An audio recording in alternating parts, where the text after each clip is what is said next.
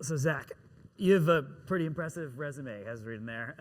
But tell us about your time living in a shipping container in Afghanistan. Happy to. Hi. So happy to be here, by the way. I think it's amazing what you and what the entire Red Sky Summit is doing. So I just want to say it's a real honor to be here, and I'm really excited to talk. I was an advisor to General McMaster on the anti-corruption task force, which was set up by General Petraeus,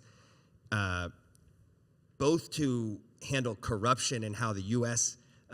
Gave money for the war effort, but also to advise the Afghan government on investigations and prosecutions of corruption cases. It was completely surreal. It took like a year to get my paperwork and security clearances, and they sent me to Blackwater to shoot guns, and I was a civilian, but kind of embedded. And how are you as a shot?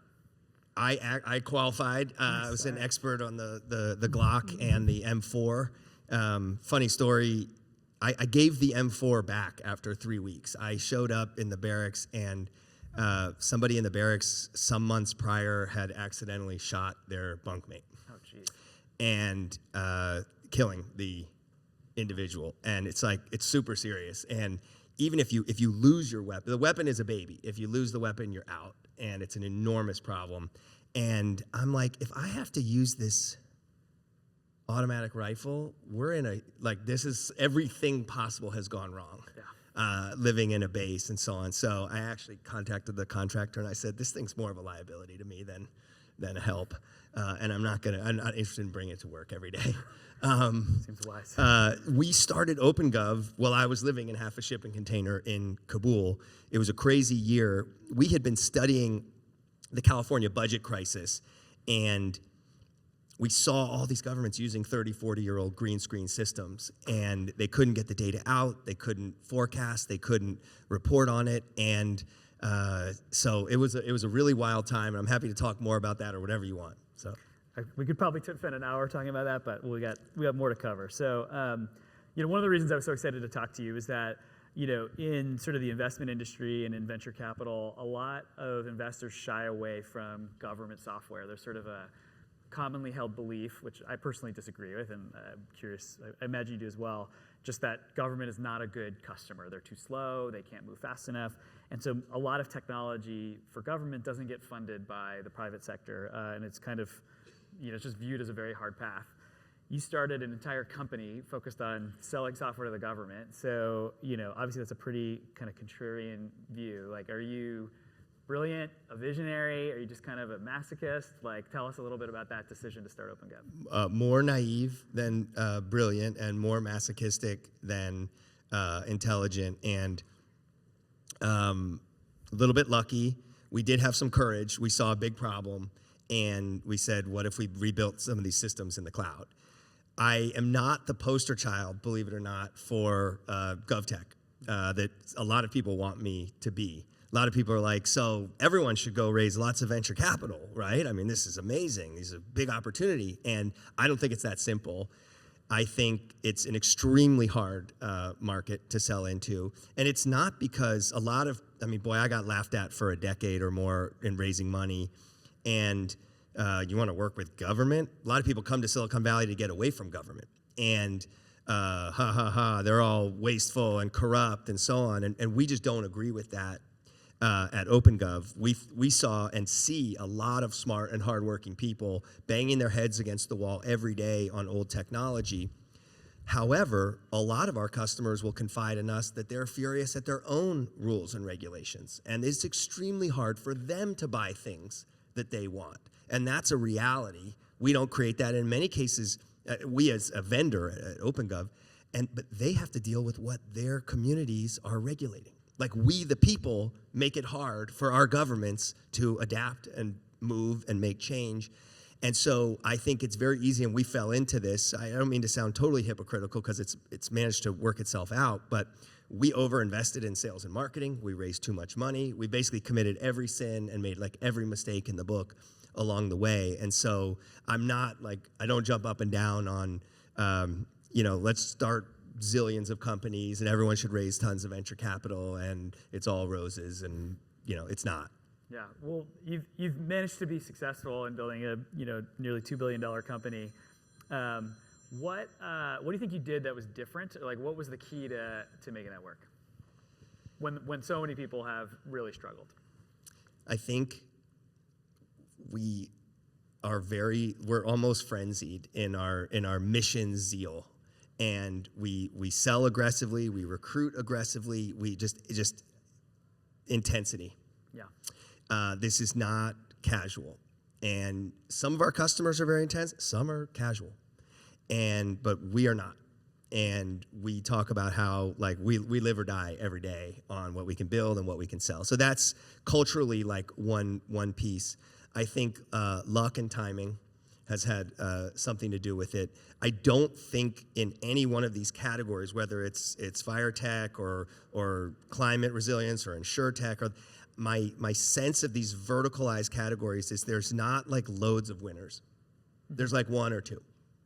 And so I don't know if it's winner take all, but it's outsized returns for the winners, and some of that is who's best at building product and distributing, and some of it's timing.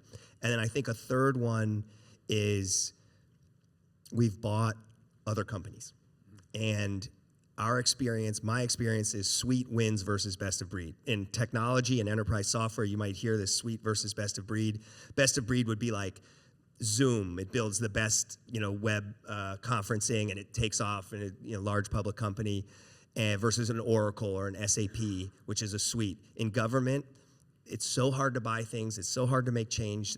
Our experience is our government partners want a partner, a trusted vendor, and they want to do more business with that vendor. And the more product you have, the economics start to work on the cost of sale, the cost of deployment. And so as we've expanded, the business has gotten better. And we've expanded both organic software development and buying other companies. Can you just talk a little bit more about the product? Like, what is it that OpenGov does? Maybe where you started and kind of where have you. We have 5 software suites, growing to 7 as soon as we can.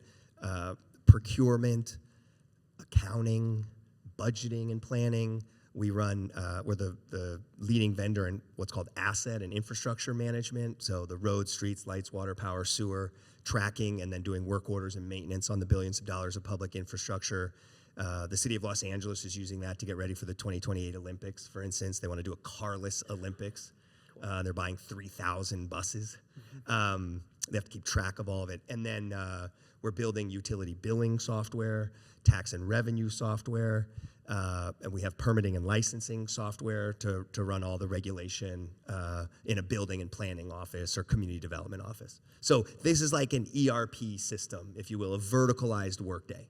Cool. And I'm sure that's extremely helpful because there's all these disparate systems that were pieced together, and it's sort of streamlining that workflow. We see AS400s in use in different parts of the country. Wow. Yeah. Incredible.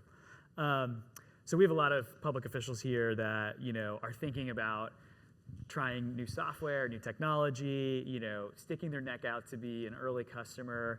Can you just tell us a little bit about, give them some advice, and it'd be great to also hear a little bit about just your first customer and how you sort of convinced a government official to take a chance on OpenGov. How many people here are in the public sector? A lot. Yeah. Great. I wish I could have a dialogue with you right now and learn from you. My sense is we need change makers. And I mean we, like our nation's communities and our public agencies.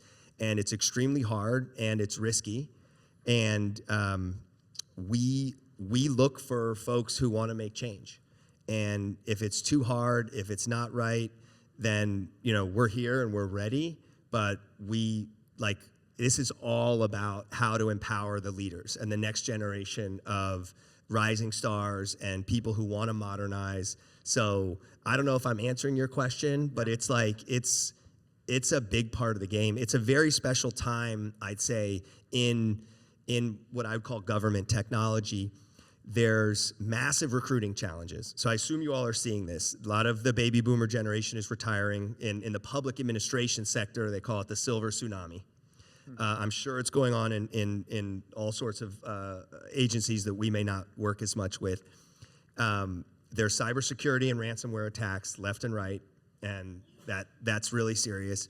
There's a lot of federal funding via the Infrastructure Bill, CARES Act, and other things. There are massive demands from residents and crescendoing. And we think of all of this coming together, as well as the entrance of millennials and Gen Z and the rising stars of the next generation, many of whom might be in this room, as like a perfect storm to make change, to modernize, to partner with new technology vendors as opposed to just major incumbents or hire a bunch of consultants and invest in the old, white screen system that's been there for 25 years. And just to take us back when you're first starting, those first couple customer conversations, what were they like, and how'd you convince them to take a chance? It's murder. It was just energy. It was just raw energy. And the city of Palo Alto was our first, not even customer. It was a beta customer. We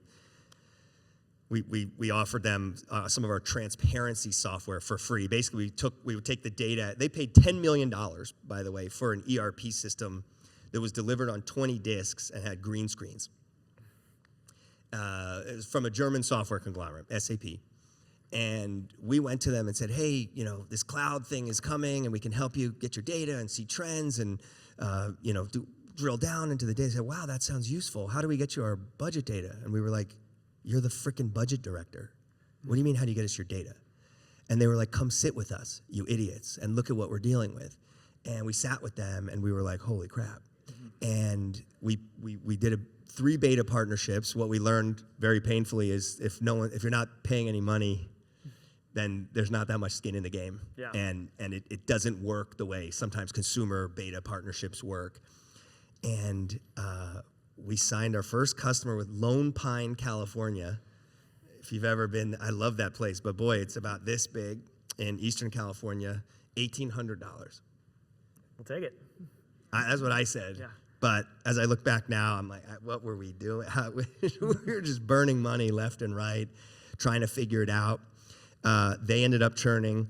To build these partnerships are critical. Low prices, transparency software itself, not sticky. The entire business in recurring software is, can you make the revenue recur? You lose money the first 2, 3, 4, 5 years, and if we can keep a partner for 6, 10, 15, 20 years, that's where you make the money. So it's a massive upfront investment to build the technology and to actually conduct an enterprise sale. And then that's the business model. And if the software doesn't stick, if you can't make the customer successful, if they're not leaning in and really making change and regrooving their business process and business practices, there's not really a business there. And the first 3 years were bloody murder. Like death every day. And I'm like, what have I done with my life and my career? Your whole face changed when I asked you about your early customers. It's trauma. It's like trauma. Okay, so 12 years later, you've sold a lot of software to government and partnered with a lot of different agencies. I think it was 1,900 agencies. So, what are there any sort of key lessons from that, or what do you think? What do you try to instill in your team today as you do that at a much bigger scale? Governments are enterprises, and it's not. Part of what's so hard and that makes the economics so hard is that some even small agencies, they still think of themselves and treat themselves and act like large enterprises. So every local government or agency it's like they're the king of that kingdom. Mm-hmm. And they have to be sold to with process, with expertise. And these sales processes can take months, and we bring in different experts, and it's got to work. You can't fail in public. You live in glass houses. Everyone wants to throw stones. You fools, you messed up this, messed up that. My father, for instance, he was the director of street maintenance for the city of Seattle, Washington. And he had a budget, I think, of about $60 million. And in Seattle, it snows once or twice a year. And it melts in a day. Mm-hmm. And once every 10 years, it snows a lot. And it takes 3 days to melt. And what year was it? It must have been 2006 or something. It snowed a foot in Seattle, and it didn't melt for 3 days. And Charles Bookman is in the freaking newspaper as the world's dumbest guy. Yeah. And I call him up and he's like, this is so brutal. And I'm like, tell me about it. And he's like, it makes no economic sense for Seattle to buy extensive snowplow and snow removal equipment off of main arteries. Like, it's a bad use of taxpayer dollars because they'll just sit and rust in the yard. And how am I supposed to explain that when people are stuck in their homes for an extra day? The mayor ended up losing his job, like it was a big thing. And it just gives you a lot of empathy for what our nation's public servants are dealing with every day, who dig into these issues and make rational decisions that, require some actual explanation.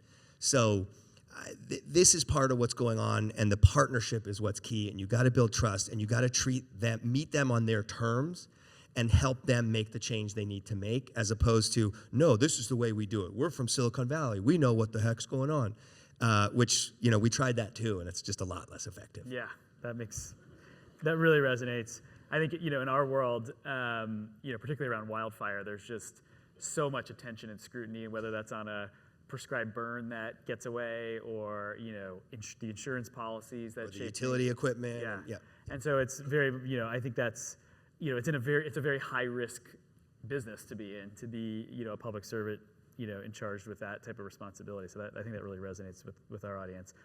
What makes, you've talked to a lot of agencies over the years. What makes a great user of technology? Like, who are the agencies that, really do a great job, and what makes them great at using technology? And then maybe what are some of the characteristics of the agencies that don't do such a good job? I often think, if I was, city manager or the general manager of such and such agency, would I buy? OpenGov is becoming an incumbent now, which is tremendously exciting, since we spent 12 years just killing ourselves to establish some trust and a reputation and get a product set that is mature enough to, to win on its merits, as opposed to I used to have hair down to here, as opposed to some crazy long-haired founder just running around like waving his or her arms. And would I buy from the startup, or would I buy the incumbent? Is something I ask all the time. It's way safer to buy the incumbent.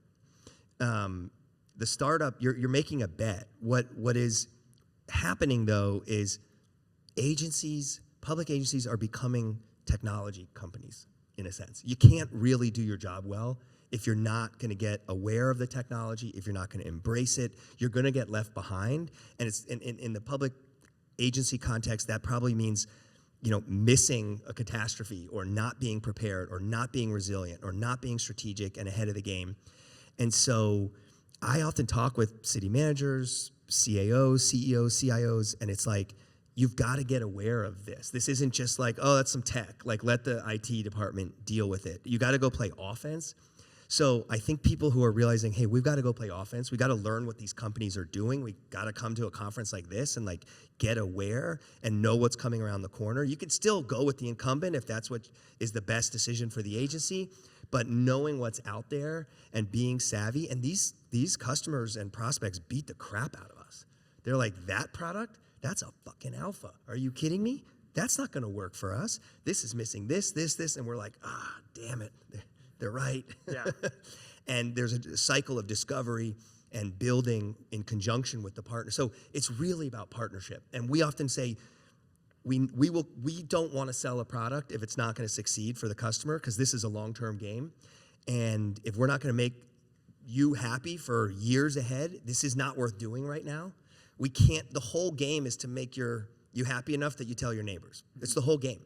So this is the get rich slow scheme. In technology. And we often say, do you want to bet on us? Here's where we're going in the future. Do you want to partner? It's a journey. And if it's not right for you, we understand. Mm-hmm. But this is what we have to offer, is not just vision, but execution. We're not there, but we're running 6-minute miles and the incumbent's running 10-minute miles. Who do you want to bet on? Mm-hmm. It's a good, I love that analogy. It's an awesome way to frame it. So switching gears a little bit to people and the company you've built.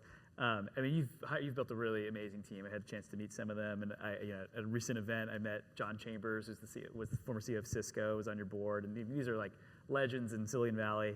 So, talk to us about recruiting and how do you attract someone like that and the rest of your team to OpenGov? Well, one of the cool things about really what you're doing, Bill, and what everyone in this room is doing is it doesn't get much more mission-driven than this, right? It doesn't. I mean, I love OpenGov's mission, which is to power more effective and accountable government to help manage these disasters that destroy people's homes and lives and livelihoods and our ecosystems and our natural beauty across the state and the country. I mean, it doesn't get much more mission-driven than this. So that's where it all starts. And that's why we work this hard. That's why we fight this hard. That's why you all do what you do, I'm sure. It resonates. This isn't just about a paycheck. This isn't just about a buck. And I think in a world where people are kind of sick of like selling ads or just making the next widget or chasing the next hot trend. I mean, and AI is super hot. But we often put people to the point of like, do you want to go home at night and go home in 5 or 10 years and tell your parents or tell your kids, look what we did for our country. Look what we did for our communities. And that resonates. And that's resonated recruiting, salespeople and engineers. And we recruited a star-studded board, John Chambers from Cisco and Mark Andreessen and Joe Lonsdale, who co-founded Palantir, and Catherine, who helped build First Republic. I spent many dark days and I'm crying in the corner and on your shoulder and so on. I don't want to overblow it, but I also got surprised that a good mission with people whose hearts are in the right place and who won't stop for anything, it has a way of being kind of magnetic. Yeah, you can see the power of that in the people that you recruited. So speaking of blood, sweat, and tears, you sort of did this infamous bike ride across the country, and it seemed like you had a lot of fun with that. Tell us a little bit about the bike ride. No, that's another trauma thing. So I was talking with our head of marketing, and we were actually just chatting. We were friends, and I said, I've always dreamed of riding my bike across the country ever since some guy in high school did it. And it just seems I love adventures. I used to climb mountains and other things. And he said, what if we called it OpenGov Across America, and you stopped in on customers and did local blog posts and press releases? And I was like, if you're serious, I will live a life dream if you think it will help our company. And he was like, yeah, I got some momentum behind it. And I rode from San Francisco Bay to the Chesapeake Bay, and I underestimated how hard it was going to be. And when I got to Utah, my father was driving kind of sag wagon. We got hit with a flash flood outside of the Capitol Reef National Park, and it'd be hilarious to show it here. The car washed away 80 yards. Total disaster. Lost 10 days in that. A whole town was flooded. Hanksville, Utah. By the time I got to Missouri, I was literally just like my whole body was swollen from inflammation, and the days just kept getting longer. And I thought Kansas was flat. Kansas is not flat. It's hilly, and they're just rolling hills. And then Missouri, the Ozarks, it's insane how hilly it was. I thought the Rockies, and there's way more elevation gain in Missouri and then Kentucky.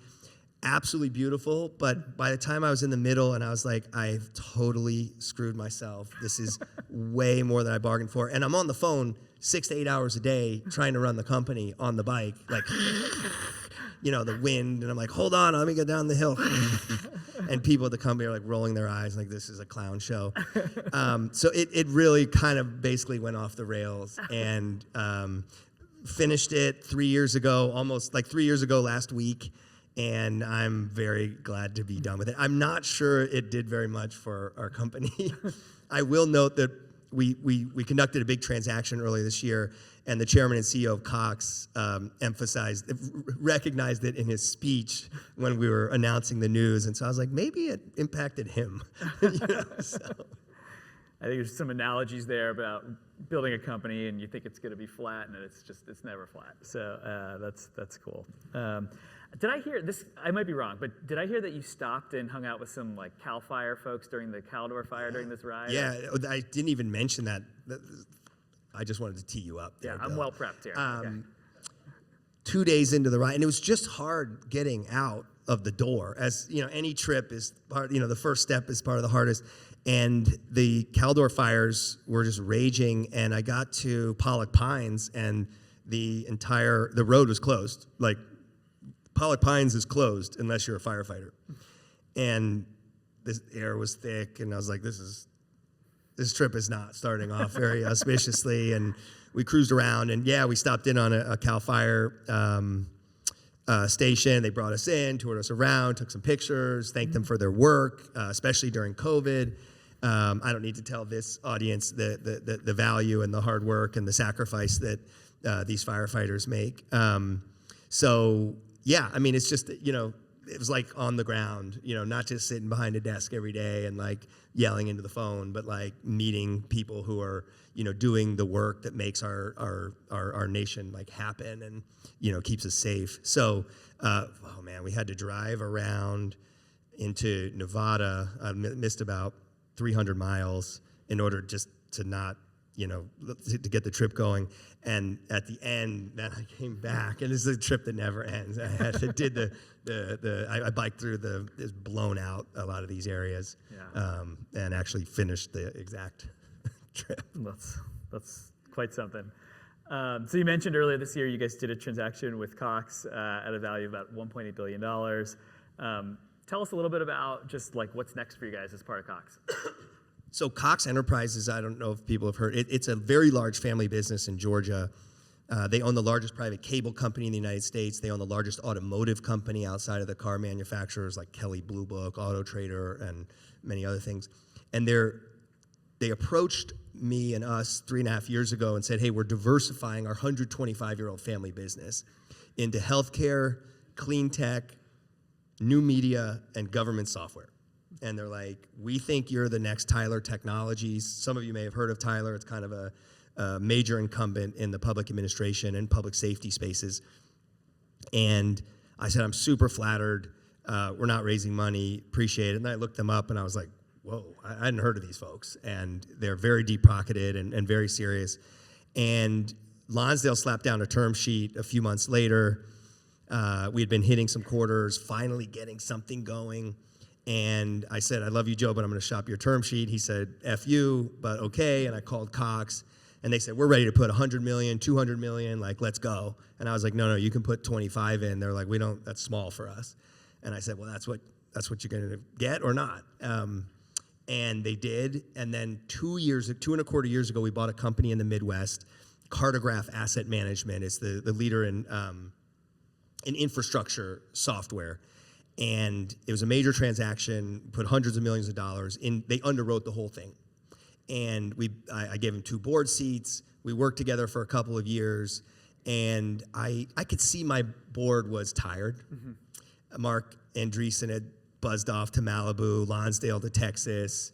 And I'm like, hey, guys, what about us? And they're like, yeah, whatever. And the Cox people were super excited. They see a big future. They have a whole thesis around it. And I approached them and said, hey, you're, rubbing my thigh and whispering in my neck. And if you'd like to make a big offer, I think the board would take it seriously. And we worked for like 6 months on this, and it was harrowing and unbelievably stressful, and like my body was breaking down. I got sick 3 times last December. I got hand, foot, and mouth disease as an adult with no children. Like, what? I'm not gonna die. I'm at 103 fever, and it's the day of one of the major negotiations, and it's me and Chambers, and he's like, Zac, sometimes you gotta play hurt. And I'm like propped up. I'm like, and the reason I carried through with the deal was the mission is constituent. It's at the core of what we do in the company, and Cox Enterprises is thinking generations, and they want to this is safeguarding the mission for 50 years. And they also have very deep pockets, and they want to underwrite, buying companies that we admire. And they're very into like old school kind of business principles, like integrity and, your word and doing what you say you'll do and all this stuff. And so I just thought, and it's a very interesting transaction. I'm still running the company. They went from 33% ownership to 78%. So it was almost a financial transaction, but with a strategic partner. And it is business as usual. We are cranking, and we're setting sights on much higher and loftier goals. So, so far so good, but it's a major adjustment. I now have people who really give a shit, and they put a lot of money in. And so, I'm making some changes in kind of my role in the organizational structure to spend a little more time with them. But yeah, it's this. In 1.5 years, I got married, did a honeymoon, bought a house. My wife got pregnant. We sold the business and then had a baby. And so it's just like whirlwind. Incredible. Two things stick out to me from that. I think one, just how like this theme of mission alignment and like these deep long-term partnerships has spanned your whole journey, whether it's your customers, your employees, this new chapter with Cox, and I think it's pretty amazing to see a business leader just believe that and lean into it, particularly in a world where so much of software can be adversarial or something short-sighted. So that's Well, I admire what you're doing and what the people in this room are doing, and I'm eager to scoot in the back if I can afterward, and I'm eager to learn a lot more. We work with a number of fire districts and fire agencies, but kind of on the public administrative side, like the Fire Department of New York is tracking all their broadband assets using our software and other things. But there's just so much happening. It's a very, very dynamic time. I assume those of you in the public sector right now are feeling this is a dynamic time in a way that it was not a decade ago. Yes, no, I guess not. Oh well. We got some yeses. Someone's dynamic. I think the technology is moving so fast. Obviously, our world is changing, ranging from like the climate to our politics, and it's just like I'm not like Mr. Techno optimist. I'm kind of somewhere like on the realist side, but like it's an exciting time, and there's a lot of change, and we got to be like reading, studying, collaborating, and like heads up to see around the corners. That's awesome. I got 3 minutes left, so I'm going to give you a freebie question here. Who's a leader you admire? What's someone that you really look up to or have tried to emulate? Or it's probably a bad answer. I mean, Winston Churchill or Abe Lincoln or something like that. But two of my board members really became mentors, dear friends and mentors. Chambers, he's so avuncular and sophisticated and smart and kind of old-fashioned and one of the key things he taught me, I was so wrapped up in this company that if someone was leaving, I was hurt personally. And if someone was failing in their job, I was upset at them. And he's like, Zac, you got to have more grace. You got sharp elbows. You got to put some polish on this. And he coached me hard on that. Our glass door was down here. It was like, and there's some key lessons around culture and treating people with dignity that I learned from him. And then Catherine, who helped build First Republic, Catherine Augusta Wilda, just an amazing leader and business mentor, so detail-oriented, so sophisticated. She's in the school of under-promise and over-deliver. And it's very sad what's happened, to those banks, Silicon Valley Bank and First Republic, but she said she trains thousands of bankers, and bankers are salespeople. That's what they are. So she ran a very large sales organization. And if there's bankers in the room, sorry, but you're salespeople. And she said, if somebody comes to get a mortgage and they say, I need this mortgage in a month, she would say, she trained thousands of people to say, I'm sorry, we're not gonna be able to get you that mortgage for probably 6 weeks. And then they would deliver it in 3. And she trained them to think like that and perform like that. I want it in a month. Nope, it'll be 6 weeks, deliver in 3. And it's like, you underpromise, you overdeliver, you build friendships for life, you build customers for life. Love that. Thanks so much. Please join me in thanking Zac. Thank you. That was awesome. Appreciate it.